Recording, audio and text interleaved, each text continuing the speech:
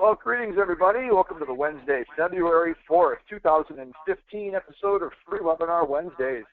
This is Eric Cook, and I'm with WSI Internet Consulting, where we work with businesses and organizations to help them better understand and leverage the power of the Internet as a strategic business tool. You can learn more about me online at our newly updated and freshly renovated www.poweredbywsi.com. With me this week, and we are both glad to be back after a couple-week break, is my good friend and Free Webinar Wednesday partner and all-around great guy, Mr. Jeff Simpkins. I'd almost say you're probably one of my BFFs, Jeff.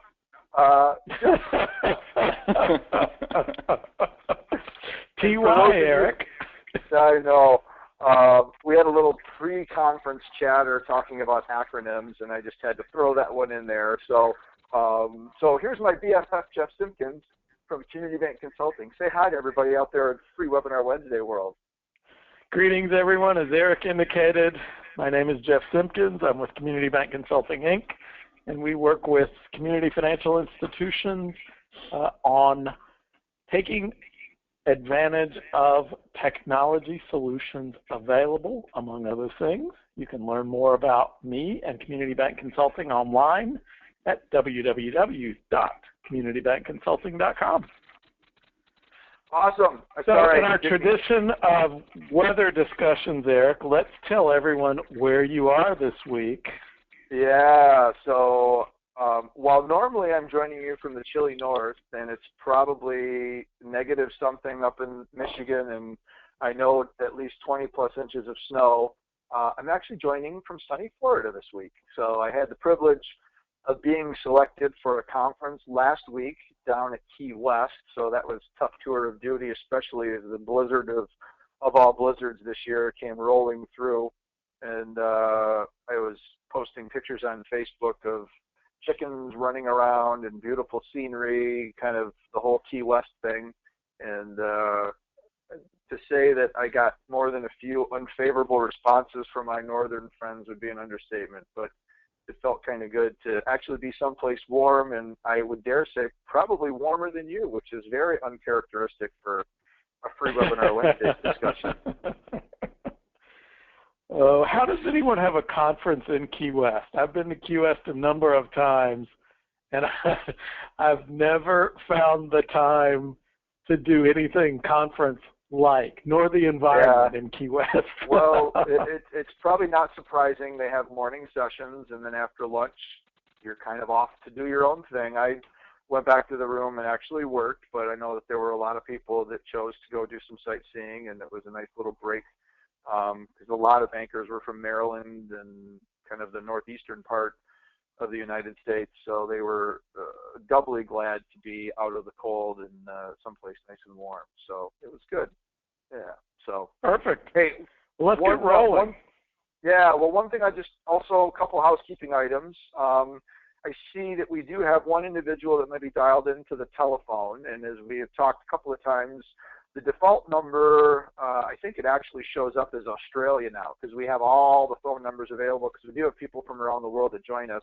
If you didn't go in and actually click on the additional numbers, you should be seeing like a 312 number for the United States. If you didn't do that, you may have accidentally dialed the international number, and we certainly wouldn't want anybody to incur long-distance phone charges. So if you are dialed in on the telephone and not voice over IP, just double check and make sure that you were able to go ahead and actually, use your, change it over to the United States. And today's webinar and all webinars are recorded, so you can go out to freewebinarwednesdays.com and check out past recordings of not only this show once it's ready, but other shows. And then a last thing is we do want these to be interactive, and you can see that Jeff and I know Joe is of the same, we're a chatty bunch, and we like to talk and we like to have interaction. So while Joe is actually going through his presentation, we certainly would love to hear questions or comments from you, and type that into the chat box, and Jeff and I will monitor those and ask your question when there's a break in the action. So while I work the magic of GoToWebinar and I flip the screen over to Joe and he's able to, there we go, looks like we are good to go. It's my pleasure to welcome back, because you have been a guest before, so we love repeat guests, Joe Sullivan, CEO for Market Insights, and Joe and I run into each other quite often at banking conferences and conventions. He's one of my favorite speakers, and we were excited to get him on the show the last time, and even more excited that he had a good enough time where he wanted to come back. So, Joe, welcome back to Free Webinar Wednesdays. We appreciate you joining us.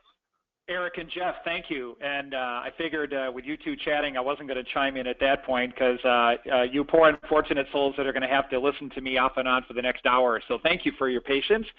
And Jeff and Eric, again, thank you for inviting me back. I am Joe Sullivan, as you know, CEO of Chicago-based Market Insights. But for the grace of God, I am not there this week. I'm out in Seattle. So it's 52 degrees and raining here. So if you're in the Midwest and you're in that 20 inches of snow and 20 below zero, I feel for you. So anyway, with that, let's spend some time today. And again, I know, as Eric already said to you, interaction. The more questions that you ask, the more you might help your fellow listeners online today as well. And I want to tell you, evolution of the bricks and mortar delivery system, I want to tell you how this presentation, no pun intended, evolved. Originally, I started this out as a presentation for bankers and what they're going to do with their bank branch. And in so preparing, really what I had to do is really draw on non-bank examples of what other retailers are doing and consumer behavior and technology and demographics. So that is how this presentation evolved. So some of my examples will be bank related, some of them will be non-bank related, but what I want you to do is really say, how does this apply to my institution? And I'm going to give you a construct, a way of organizing your thinking about how do we evolve and how do we go from here. So, all right, now let me figure out how to control the screen here, and there we go. So our time here together, here's what we're going to cover. We're going to get acquainted. I'm going to tell you a little bit about me and a little bit on the humorous side. I'm going to talk to you about some of the key trends, and by trends, I'm going to talk demographics here, technology, and what bricks and mortar retailers and bricks and mortar banks are doing to address this issue of people are coming to our store or our bank or our credit union or our small business for different things than they were 5 years ago. So we're going to talk about the 3 Ps, not to be confused with 3 Ps that I talked about last time, but we're going to talk about place, processes, and people. And I'm going to call you to action and ask you, what are you willing to do? What are you willing to take note of here today and go back to your institution, your business, your consulting firm, and take action on? So a little bit more about me. I'm a consultant and a writer and founder of Market Insights out of Chicago. Our work is about 75% with the financial services industry and a quarter with retailers and real estate developers and things like that. We're best known for the market study and demographic analysis and strategic planning and branding and marketing. I'm also a writer and a blogger. I write for the Financial Brand and the Financial Management Society most frequently. I'm a speaker and facilitator. I'm also a licensed psychotherapist, and I often tell the story of having been in my own business since 1993. Around 1996, I went back to school and did the only thing I could do after consulting with financial institutions after that many years. I became a shrink. So I'm a licensed psychotherapist in the state of Illinois. I'm also a yogi, so I do a lot of yoga, and I'm a trained yoga teacher as well, a 10-time marathoner, and a self-professed coffee lover. And regardless of where you are, whether you're in warm climate or cold, I do believe in one construct, and it's this: life is about moving from one highly caffeinated experience to the next. So there's a yours truly up in there, and 6 years ago or 8 years ago now, we opened an office in Seattle, so I spend kind of time in both cities. And it really came across an interesting conversation that Eric and Jeff and I had on the front end of this, that the concept of place and where we call office, at least for Eric and I and Jeff, is almost irrelevant. It's what we bring to the client, and the experience that we help create with the client is what matters. So evolution, what is it? Evolution, by the very nature of the word, means gradual, progressive change or development, and hopefully that's moving in a positive direction. Now, I want to point you to 2015 here, and you see a graph, and you see on the left side you see an iPhone, and on the right you see a cover of Time magazine. And nothing else in recent history has impacted our daily lives as much as the confluence of those two things. the Great Recession, and the first iPhone developed in 2007. It has fundamentally changed our worldview of what we want from a retailer, from a financial institution, or any business that we deal with.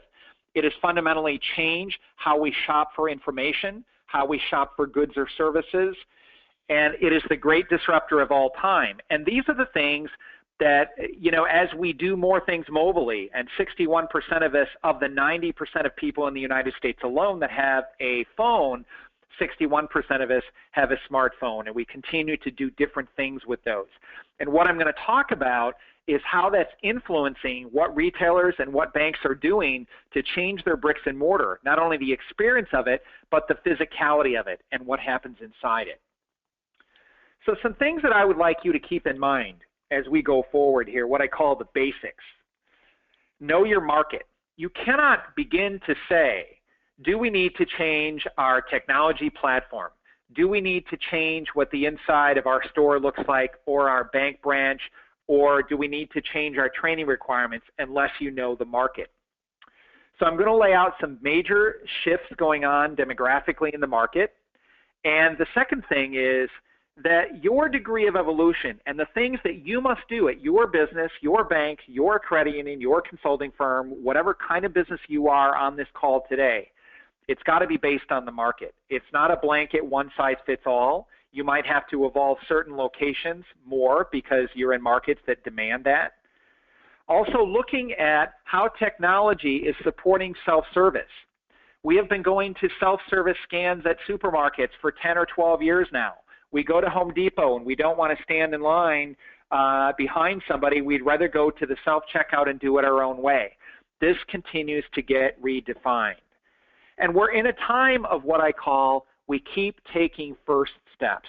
And the only time that we get stuck is if we do nothing.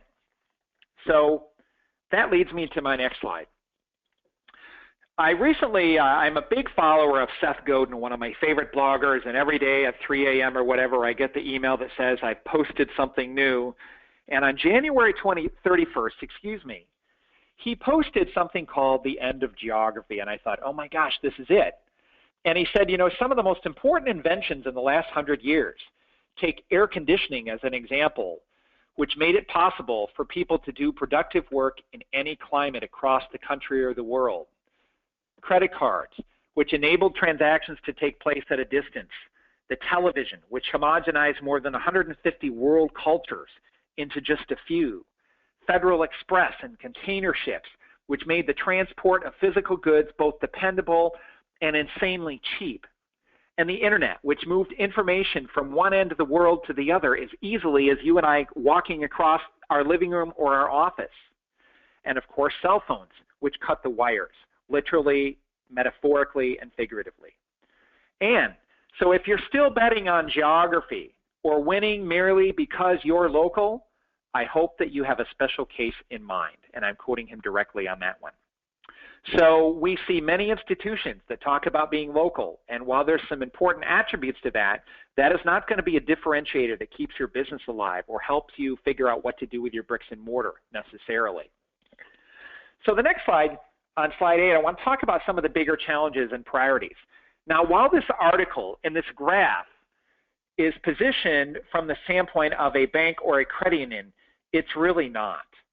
Because what we see across our client base is the idea of disappearing loyalty, of regulatory pressure getting stronger and stronger, that digitization is blurring the lines between industries, and it's not just banks. It's how all of us use our smartphone to gather information, decide what we're going to buy, and potentially go to a store or not, and buy that. And product innovation and digital channels are top priorities. So while these might be financial institution priorities, they're also retailing priorities and small business priorities, because most of the planning that we do, we are seeing clients tell us these same 4 characteristics over and over again. So let's take a look at some shopping centers here.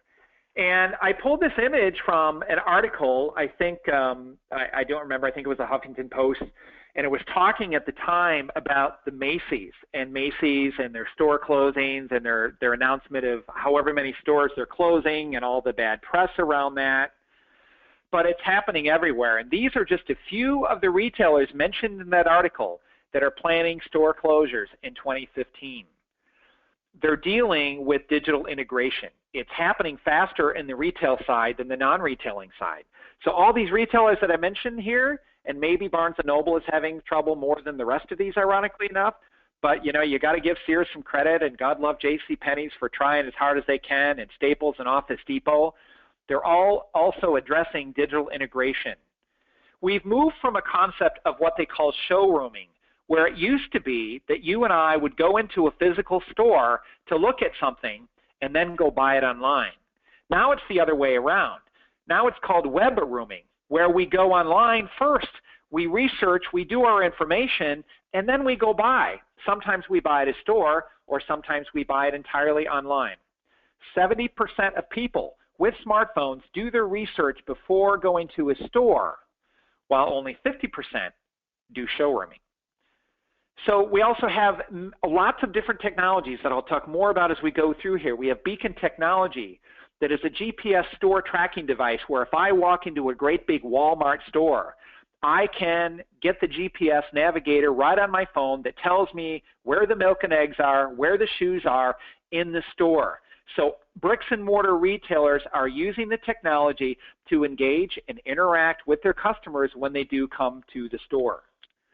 We have stores and Macy's, and the point of this article was this, that Macy's, among other retailers like Best Buy and Walmart and The Gap, their stores are becoming, or at least a sample of their stores, are becoming online fulfillment centers.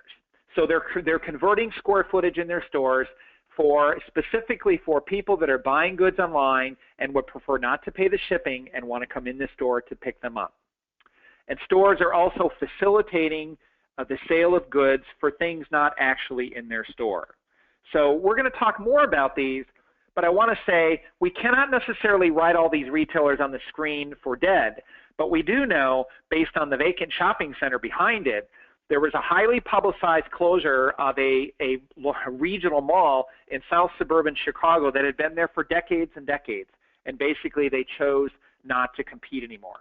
So you are going to see store closures, you are going to see malls closing or being reconfigured, and at the same time, you are going to see retailers, some of those on this screen, that are using digital to engage the customer in a new way and repurposing their bricks and mortar.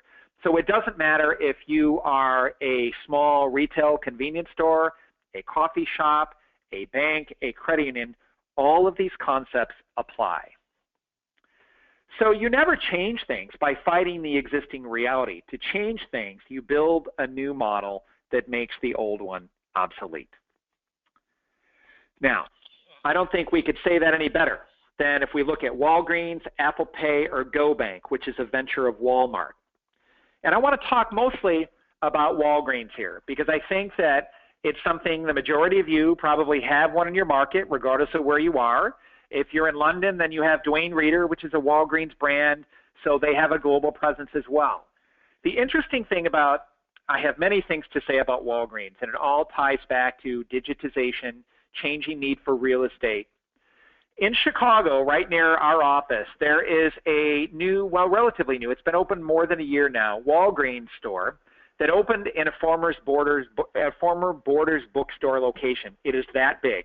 It is 2 levels, and when you walk into this Walgreens, I can, of course, do everything that I can do at a traditional Walgreens. I can fill my prescription. I can talk to a pharmacist. I can buy goods and services, but I can go to the juice bar. I can buy sushi. I can have coffee with my neighbor. I can do some other things online. I can get my flu shot. And what Walgreens saw was shifting demographics. Walgreens said, we have an aging baby boomer population that's going to need more and more pharmacy services. We have the Affordable Care Act that is changing how health care gets delivered. We have, obviously more and more online. We have Walgreens that purchased in, I think, 2009 or 2010, drugstore.com. And so we have the confluence of a different need and a different purpose for why people would come into their store these days. But it's driven by demographics. It's driven by customer needs. It's driven by changing use of technology. So some of the other things that Walgreens is doing is they formed a partnership with a group called Aisle 411, which again is the GPS in-store tracking that I mentioned that can basically help you navigate your way through the store, get you to the goods and services that you are looking for, and make suggestive cross-sells based on your previous buyer profile and things like that.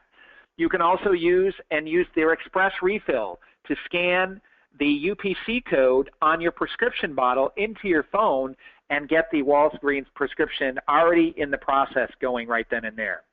So all of these stories about Walgreens is to prove or just demonstrate the point that, again, not only the demographics that I mentioned previously, but the use of technology and finding different ways to engage with the consumer.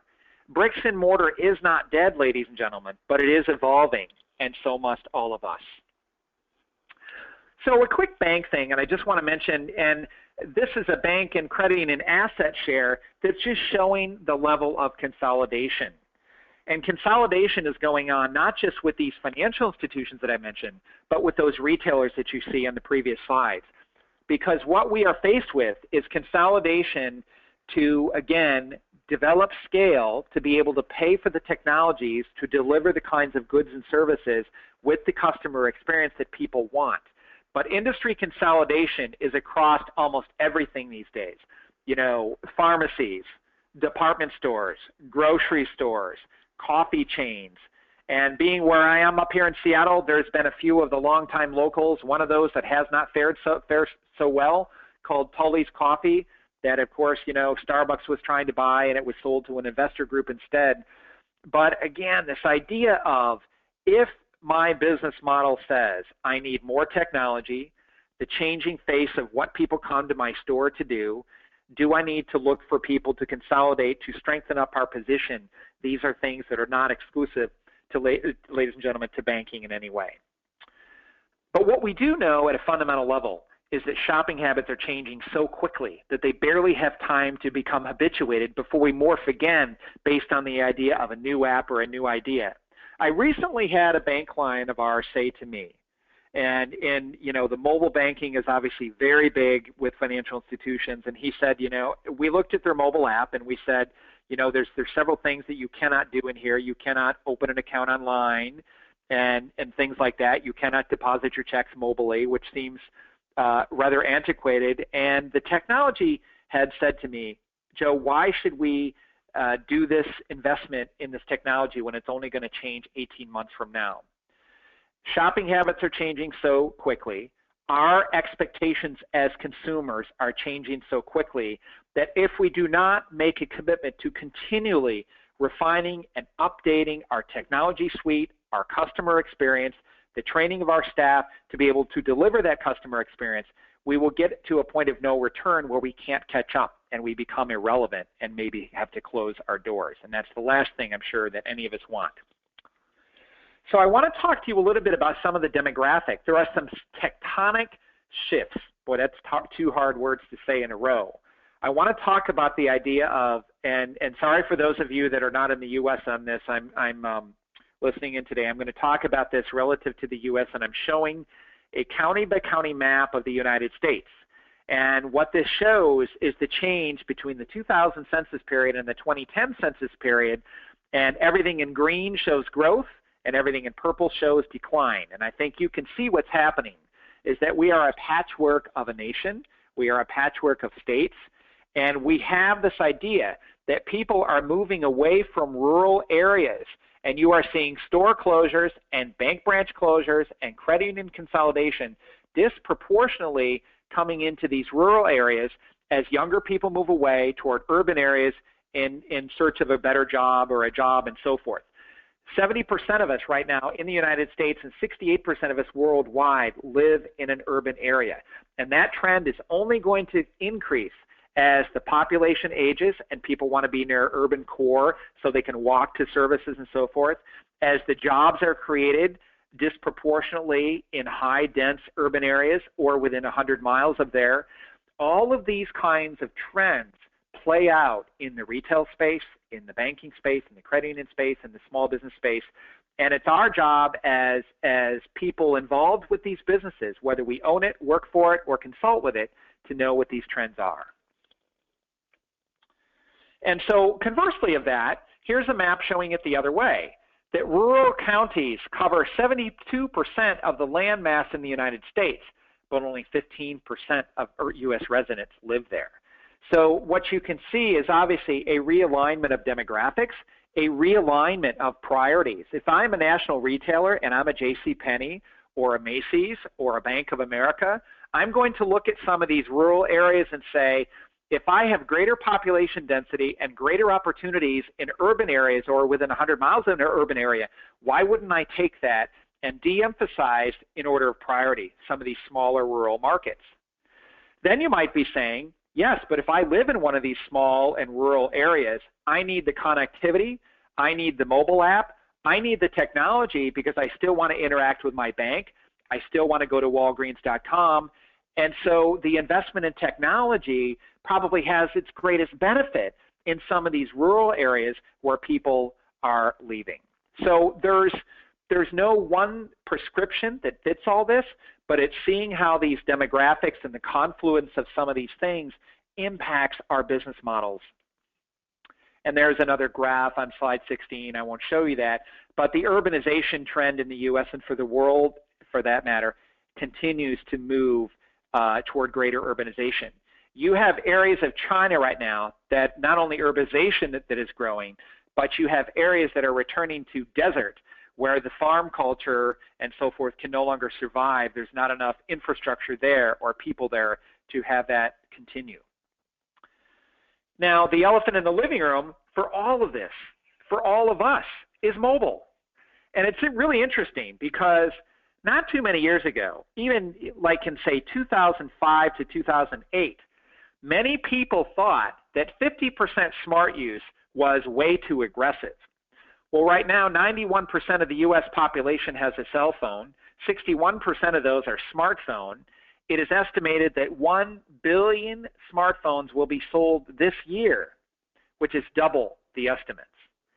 And if you look at areas like China and India and Brazil, where you have emerging economies, where they never went to the landline thing, they're going right to the smartphones. And many of the global brands and global companies know this, that there is managed growth in the U.S., but there is exponential growth in some of these other countries. We're getting a mobile phone in the hands of a household or a domicile of sorts opens up the door for them to do all the shopping at all those brands and everywhere else that I just mentioned. So our comfort level as consumers, and one of the things that I often say to people is, remember first and foremost that you too are a consumer. So when you think about how you shop, how you evaluate, I just recently was shopping for car insurance and of course doing all of that online, and look at the last bit of travel. Better yet, let me ask this question. Take a look at what you've done in the last 30 days with your smartphone. I don't know about you, but I bought plane tickets. I've checked in numerous times with online mobile boarding passes. I shopped for insurance. I checked in, went to Facebook, did a variety of things, and we all do that far more than we did even 2 years ago. The other part of this is that we are leveraging the trust of digital brands. And while this graphic has to do, again, with banking, it is an undeniable fact that we trust Google. We are comfortable with it. We are comfortable with Apple and iTunes. We're comfortable, for the most part, with Facebook. And an interesting article, I just read it yesterday, that Google, which is a major investor in Uber, is now looking at developing their own individual ride service. Now, can you imagine with the muscle of Google getting into that business and having their own cars, and in the not too distant future, those cars will be pre-programmed and driving around your neighborhood with nobody at the wheel? So my point in saying things here is that as we become so comfortable as digital and mobile consumers interacting with these brands on the left side of the screen, it would not be at all surprising for any one of those if they got into the banking business or the car share service or the medical service or the digitized medicine service or anything like that. we trust the brand. And with the brand and our trust of that, they can, again, take us places as a consumer that we never thought we would go. I don't mean just physically, but metaphorically. And the same thing goes here, that is speaking a little bit banking here, but PayPal and Google and Amazon and Apple and Walmart and so forth, again, the biggest competitive threat on the banking side is not whether Bank of America is going to buy the bank in your town, but whether these 5 brands are going to continue to leverage financial. And of course, you know, we know how that's all working out with Apple Pay and GoBank by Walmart and PayPal spinning off into a separate company and a variety of things like that. So the Google Wallet hasn't necessarily worked out, I think, how they planned, but this is to say, again, investing in your brand, investing in the digitization of your brand, it will impact your overall what they call omni-channel experience of what people do with you bricks and mortar and what they do with you via your mobile app. Now, 70% of branch visits, this is a bank related here, are because we funnel people in based on compliance costs, not because they love coming in. And this is where retailers are ahead of the game. Retailers have generally been ahead in terms of redefining the customer experience. And that's where we are at here, of completely redefining the customer experience. Now, channel innovators. Again, sorry for the banking example here, you guys, but it applies to all of us here. Mobile investments, our comfortability, boy, that's not even a word. Sorry about that, you guys. Our comfort level with doing things mobilely, whether it's making mobile payment, shopping for information, shopping for goods and services, getting airline tickets. Again, 75% of banks, and not too less than that on the retail side, believe that mobile is definitely the way to go. And now Starbucks is even getting into the banking business with their mobile app. And we have the investment in online, and we have the investment in the bricks and mortar. So this is, again, when you hear the word and you read about things like omni-channel, and KPMG, the big consulting firm, just did a really interesting analysis of the store and the bricks and mortar store and how it required investment really in all 3 of those realms to make it all work collectively. Having said all that, that was a long way to say, let's set the stage about what's going on. Now I want to delve into this construct that I mentioned with you. And I want you to say in your own head, if you were standing in front of me or sitting in front of me, I'd have you all stand up in an audience and I would have you repeat after me. Place, processes, and people. And if you think about everything that we just talked about in the previous slides and discussion, and we say, how do I need to evolve my sense of place? How do I need to evolve our processes? And how do I need to evolve our people? And that is where you can draw out some tangible things that you can do. So I'm going to talk about things, some retailers, some banks, and what they're doing. But it all starts, again, with what I mentioned at the beginning, that you have to know your market. So the demographics, the psychographics, and by psychographics I mean people's behavior and what they're likely to buy and which media channels that they prefer and how they pay their bills and which mobile apps that they like to buy things and whether they'll buy coffee or order pizza from the Domino's Pizza app, and looking at the competitive environment and assessing, first of all, the purpose. What is the purpose for your bricks and mortar? And that might seem like a very fundamental question, but it gets at the root of it. I want you to ask yourself, pick one store, one credit union branch, one not-for-profit center that we have, and say, what is the purpose for this bricks and mortar, and why is it that we pay rent every month? And do we need it? Now, in some cases, it's about demographics and obviously that reassessing the locations and focus on interiors. And what I want to talk about here is focusing on zones of engagement. So we'll talk about that a little bit in some of the examples ahead. First thing I want to mention here on slide 24 is the segmentation analysis. Major retailers understand the importance of big data, and successful retailers do 3 things. They manage that data, they interpret that data, and they take action based on that data. So they can make decisions, define some metrics, some performance indicators, and so forth. But many retailers will, again, just like many banks or many credit unions will do the same thing. They will pen their customer records with data of predictive behavior based on life stage. So what I've laid out here, and I'm not going to go into a lot of detail here, other than to say that you can take the data records that you have, regardless of the industry that you happen to be in, and you can append information on it to define people based on what they buy, how they shop, how they engage with the brand digitally, you know, the media preferences that they have, and that will allow you then to say, what is it that I need to be doing with my bricks and mortar and so forth.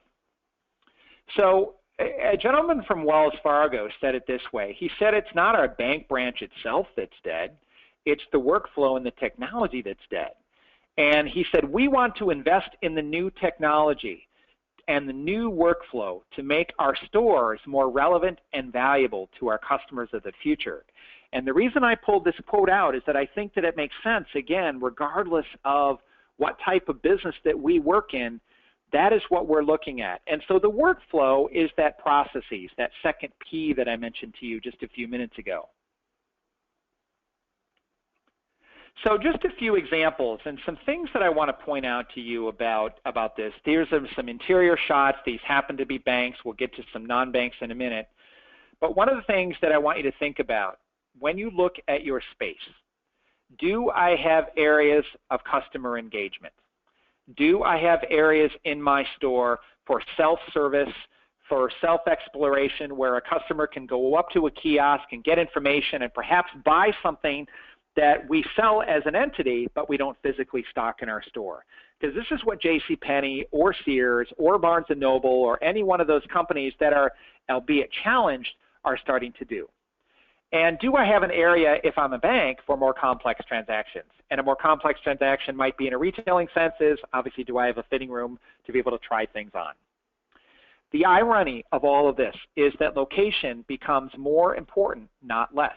When we're dealing in a digital world, if we commit to the bricks and mortar theory, then we need to make sure that the bricks and mortar that we do have is in the best place, is our physical landing page for our brand, and represents us well out there. So it's got to be well located, well designed, well merchandised, and so forth. And the idea of universal specialists, that's a banking term, but in the non-banking term and the retailing term, what it means is that investing in people and defining what you want the customer experience to be about is going to be critical going forward. And you will see more and more of budgets of institutions, of retailers going towards staff training and development, because they are the ones that will help deliver this experience. So I'm going to skip ahead to the slide on 28, and which shows, again, Home Depot and the self-service checkout at Walmart, and a person standing at a personal teller talking to a video screen. But one of the things that I thought, and I want to share this Chase Bank example with you. I recently walked into one and see in the lower right-hand corner of your screen that happens to be a Chase Bank branch in Seattle in an area called the Silicon Canal. It's an area of high tech in the city, not too far from Amazon, where you have Google and a variety of other tech companies that are now clustering. And I walked into this branch, and I was surprised to see that those were not video-enabled kind of bank tellers there. Those were traditional ATM screens. And I said, why is it that you would have something so low-tech in such a high-tech area? And this branch manager said to me, he said, our community resisted us. So what we did is we built the technology in when we reconfigured the teller line that we can make the switch and turn that into a completely tellerless technology experience. My point in saying it is this, that we have to look at our market and, again, how our customers are going to receive this message, and are they going to be comfortable with the technology that we're using, and what kind of staff training might be needed in order to do that. You know, when you stand in line at a checkout at a Home Depot, there is obviously a person there to help you if you need it as well. Now, what I find most interesting, I referenced Walgreens earlier in the presentation here, and again, being able to scan my prescription bottle if I'm looking for a refill, and to then to be able to go in the store to pick it up or to have it delivered to me, I think is a great thing. I recently, personally, went to another pharmacy recently here in Seattle to get a prescription filled. And of course, I either had to call and make sure that my doctor had called it in. Anyway, to make a long story short, they had none of this kind of technology available. I went to the store. It was not available. Of course, you can imagine that I was not a happy camper. But this imagery here is showing that Walmart, with its virtual toy store, they are making the connection between what our customers do with us online, what they do in the store, and they're looking at that as one experience across many different kinds of channels. And so that's when you see, and it's not just the national retailers that are doing this, but they are making the investment to say we've got to invest in the technology, but we've also got to invest in how people want to interact and engage with us in the physical world as well. So I'm going to skip through some of these examples on slide 30 of teller configurations, and on 31 of a small branch that is actually a PNC bank in a shipping container that is 8 foot wide by 20 foot long. But suffice it to say this, the banking sector, the retailing sector, there is a period of experimentation with how we interact and how we engage with customers. Second, processes. And really what I just described is processes of being able to go and to fill my prescription at a Walgreens by scanning it into my phone. But the best way to think about this is delivering the desired customer experience that you want to have. So do we have the talent? Do we have the technology? Are we leveraging the big data? And do we have the alliances or partnerships in place to be able to do this? So in other words, it's kind of organizing the stuff under the hood to say it's not just about remodeling our store or our crediting brand so that it looks more hip and innovative. It's about analyzing what people do when they come in. And what do we require them to come into a store to do versus something they can do online?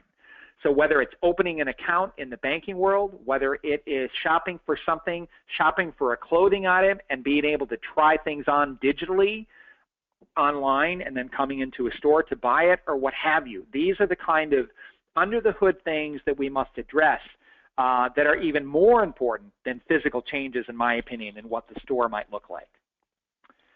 So you cannot restructure a bank or any business for that matter, according to Chris Skinner, and this is related to a banking model, around customer data. If you have that customer data locked up in old computer legacy systems that are product siloed and channel handcuffed. Translation, in the land of big data, we are capturing the data, and as I mentioned earlier, using that data effectively. Businesses that do so will be the ones that win. So it's about having, obviously, the systems in place to be able to capture and analyze and take action on that data. And the third P in the process of place, processes, and people is just that. It's looking at the staffing. And first of all, training to a desired customer experience. What is it that we want our customers to experience when they walk into our physical space, when they log on to our website? So again, in the banking world, that has translations into what people do when they come to a bank branch. In Walgreens world or in Best Buy's world, it's again, have people been web rooming on our website and explore the different versions of winter coats available if you're at a JCPenney's or what have you, before they come here.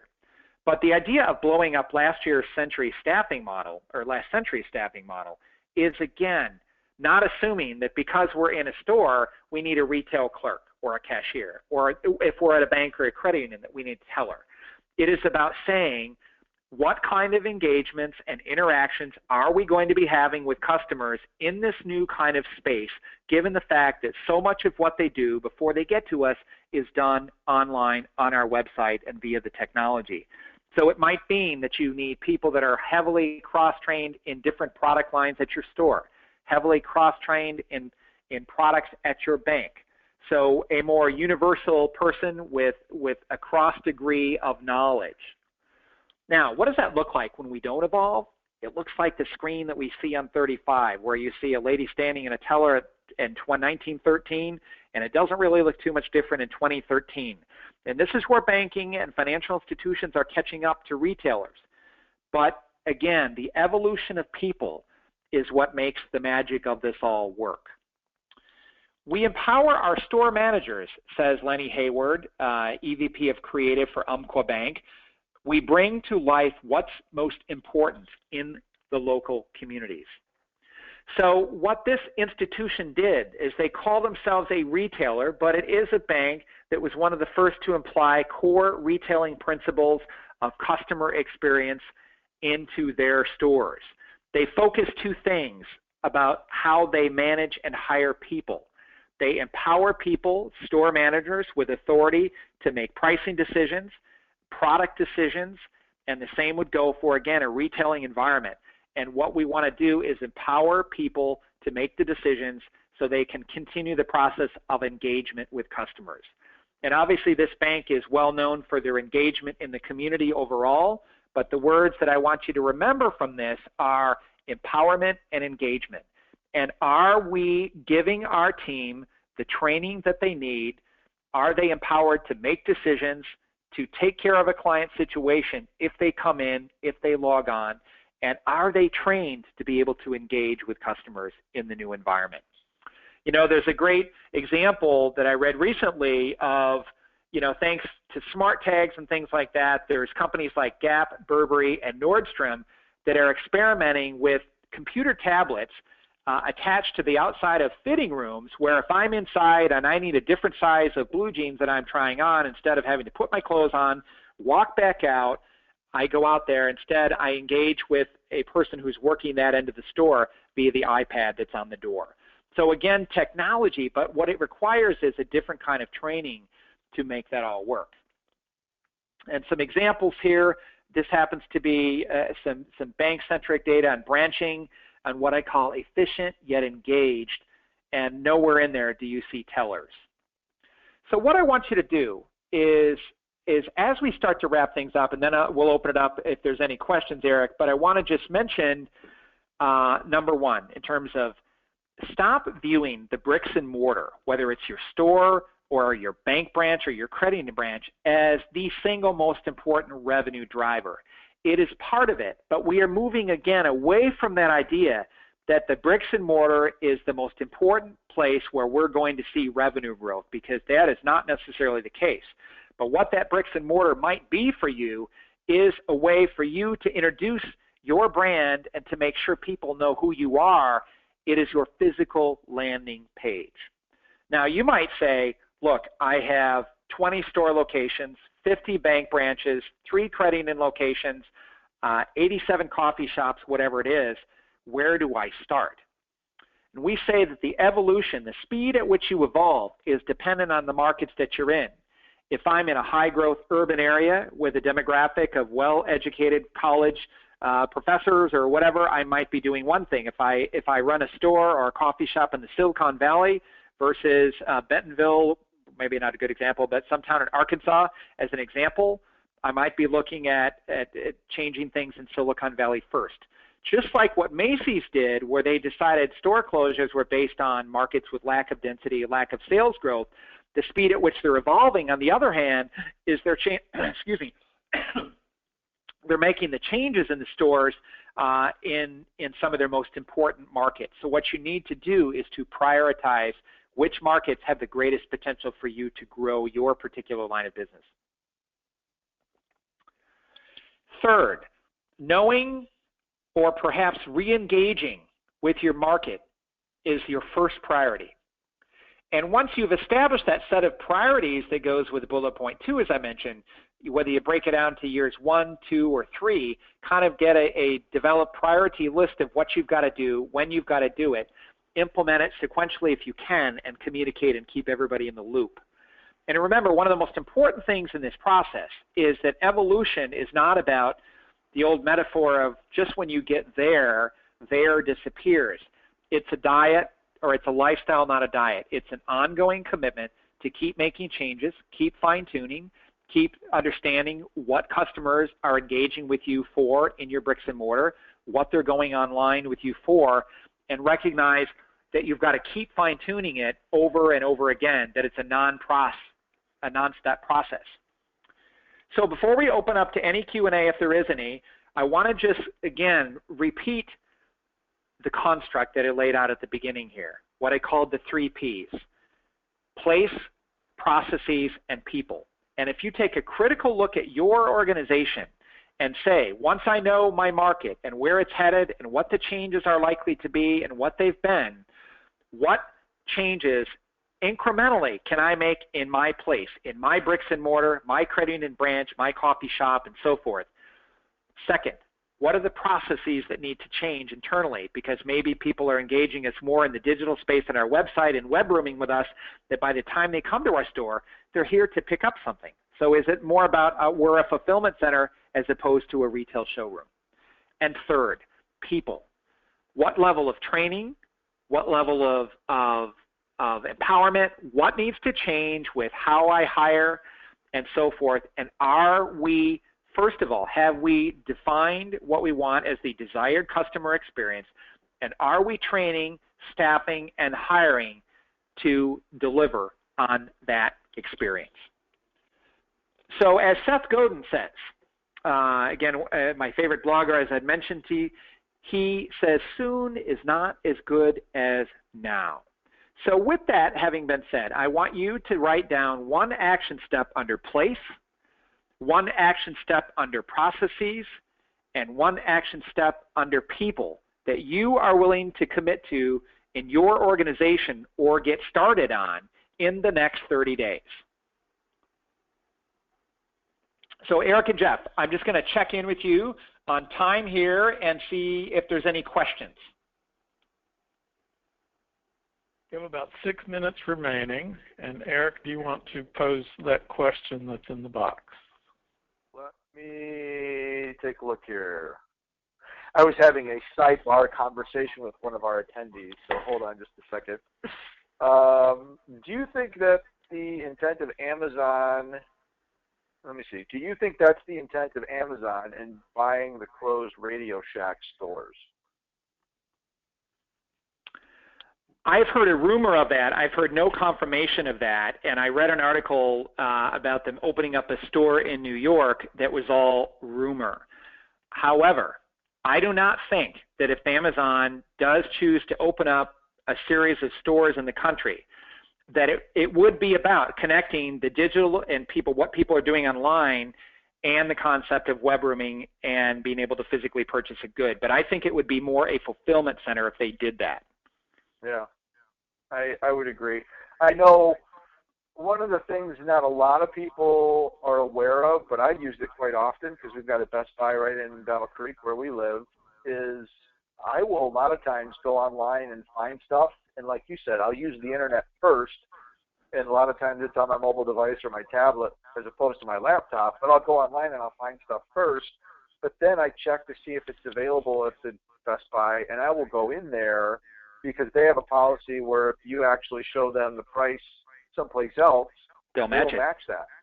And I think that's a really untapped secret, and I think that's one of the ways that some of these, you look at what happened with Blockbuster. If they had gotten in a point where you can either come in, you can browse the movies, you can look at everything, or, embrace more of the Netflix, whereas if you don't want to come in, don't worry about it, you can still run online, they may still be around today.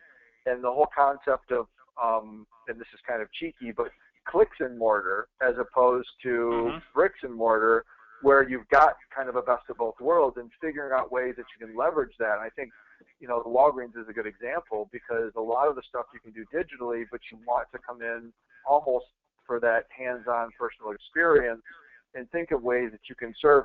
Because when you go into a Best Buy, they've got all the giant televisions, you can sit and watch them, you can look at it, you can touch and feel, but then you can actually walk out with a product. And even with Amazon, 2-day shipping, there's nothing like actually taking the product out with you right then and there. And instant gratification. Yeah, absolutely. Well, and it also, like Best Buy is a good example too. In any one of those retailers no longer carry in most of their stores the number of products that they did because they don't have to, because they can still address and allow you to buy something. They're putting kiosks in stores that will allow you to look at the inventory of things that they sell online but not in the store. Just like if you go to a furniture store, a Room and Board, I was in there recently, and it's like, 3/4 of their inventory is something that is not in the store physically, but they bring you to a kiosk to show it to you, and they still sell it to you.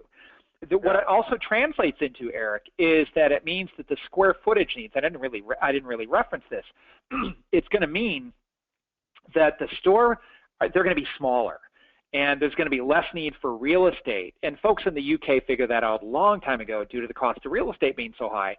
But these national retailers here in the States, again, if they can stock fewer items in a store, use less square footage, that'll be able to positively impact their bottom line.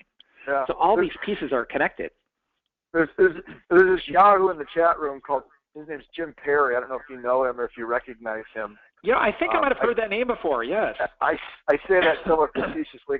I know Jim is a colleague of Joe's, and Jim's actually been a guest, but he went and actually shared Bloomberg Business is kind of predicting that if Amazon were to use retail locations primarily as a showcase for e-readers and tablets and smartphones, and then maybe even a pickup spot for online orders, so if somebody wanted to go in and snag it.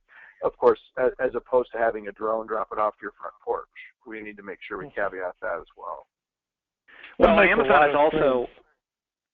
Pardon me, Jeff? I was just going to say that makes a lot of sense for a pickup spot. I was in Austin, Texas, at some point last year, and I was in, I think it was a 7-Eleven, and there was actually a bank of lockers in the 7-Eleven that were Amazon pickup spots. So, yeah. And that was actually what I was going to reference, Jeff, is they have those around the country. And I live about 3/4 of a mile from the Amazon headquarters, which is a really interesting thing. And so when those drop-off boxes came out, which is another way to, again, avoid shipping, but they also originally approached like the UPS store chain in the United States, at least some of them here that I've chatted with. And, UPS really didn't want to get involved with that with Amazon. But so, yeah, I think that all of this is redefining what bricks and mortar is going to be about, especially in the retailing space. Yeah.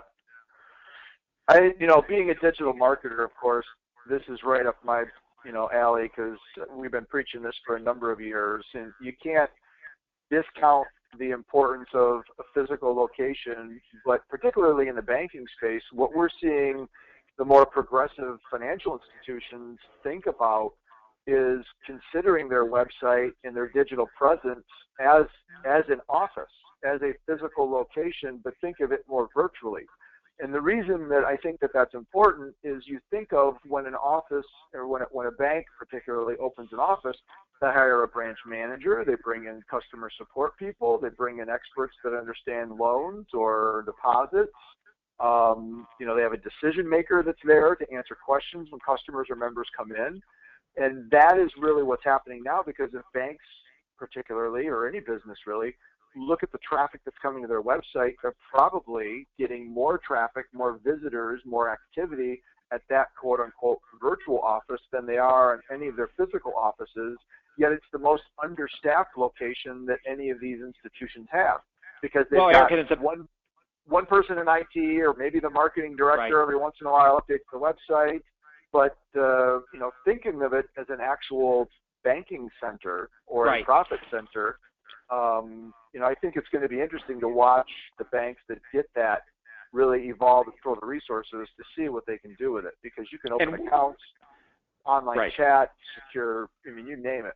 So we have one client in particular here that we helped with setting up their virtual branch in terms of, but again, it was a commitment in the mindset to, quote, this is a branch. And I think that the metaphor, if that's the right word here, is that if we can lay out a new construct in a filter that they already understand. And so in the banking world, in the retail world, they say this is a store. And so we know that a store has to have accountability.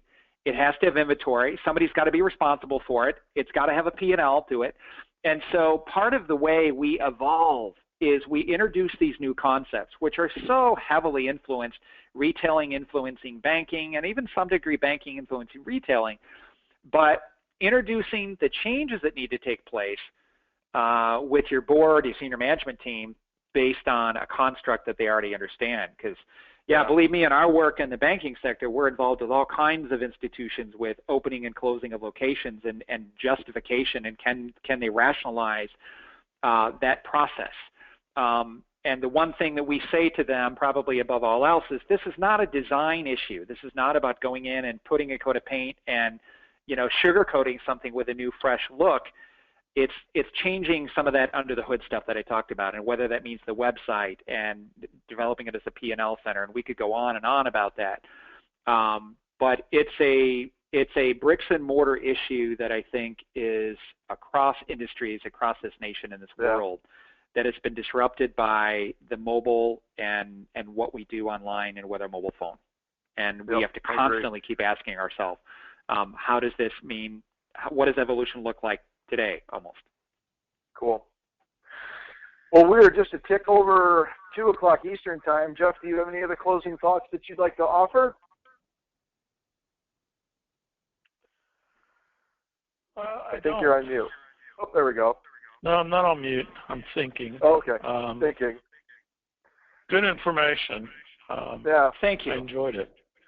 You know, thank you both for inviting me on here today. And again, I invite you, any of you on today, I have my contact information on slide 40 there. You can reach me on Twitter at mi_Sullivan or my email jsullivan@4marketinsights. And if you want the slides, if you have questions that you want to ask me directly, go ahead. My contact information is all there. I'm glad to take your call or your email or have a discussion with you. Cool. Again, thank you both for inviting me here today. Again, I appreciate it. Excellent. Yeah, it's hard to wrap this because there's so much other stuff that I think I would love to talk about. But you know, we'll save that for maybe a round 3 down the road. So maybe we'll even do a special bankers only version, and we can really geek out with banking stuff. So we can do that.